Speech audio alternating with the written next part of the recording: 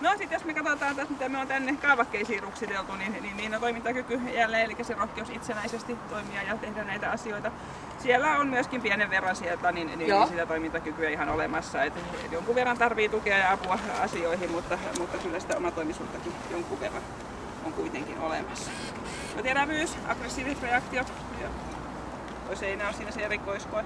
Se on +2 suuri ilman jäljelle jäävää hyökkäys. Okei, se ei raivoa siellä kaikella, mutta kun se suuttuu, niin se suuttuu aivan satalasissa niin ihan silleen.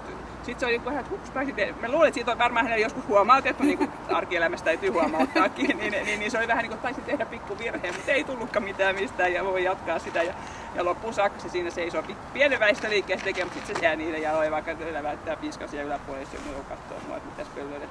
Mutta se mikä parasta, niin se kuitenkin sitten, että leppyy kutakuinkin saman tien, eikä tarvitse mitään ihmeellisempiä säätöjä siinä, että se kiukku ei jää päälle. Mutta voin hyvin kuvitella, että kotona, missä se on omalla reviirillä ja näin, niin tosiaan on huoltomiehellä asiaa. Ei varmaan kannata kyllä mennä sinne testailemaan.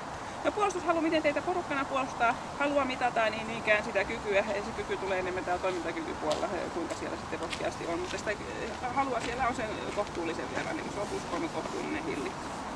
Ja siellä kanssa sitten hyökkäys loppuu, kun hyökkäys loppuu, niin ihan vähän se nyt katsoo, että kuka toi on, kumma tyyppi.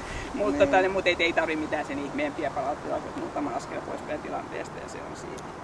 Kun se nyt ei muutenkaan rakasta vieraita ihmisiä, niin tuommoisten kummallisen käyttäytymisen jälkeen. Joo.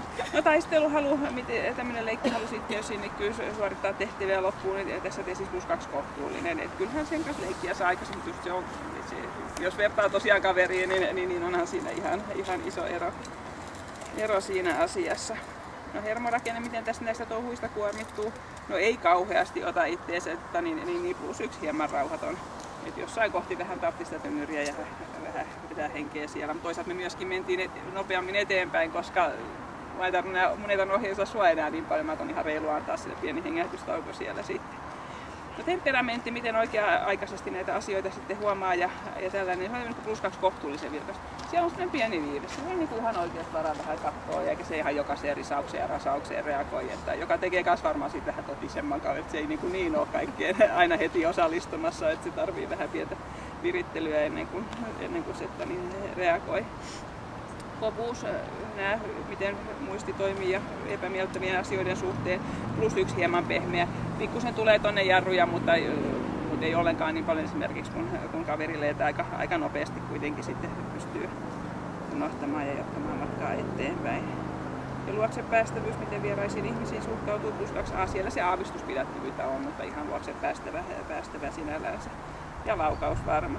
Sitten me ruvetaan laskemaan pisteitä yhteen, me saadaan 128, niin pikkusen otetaan pois sieltä toimintakyvystä -15. Meillä on täsmälleen samat pisteet vai 13, vai koirat on kuja ja päivä. Mutta tässä aina kun puhutaan siitä, että ei pitäisi tuijottaa niin loppupisteisiin, niin sehän on ihan hirveän totta, eikö niin? Kyllä. Ja nyt ne on ihan eri kohdassa ne rastit ja pisteet on kuitenkin samat. Aivan. Kyllä. Se on ihan hölmöä lukea luonnetestituloksia sillä, että katsoo vaan pisteet. Joo, se on ihan totta. Se ei paljon vielä kertoa. Ei mitään, kiitoksia.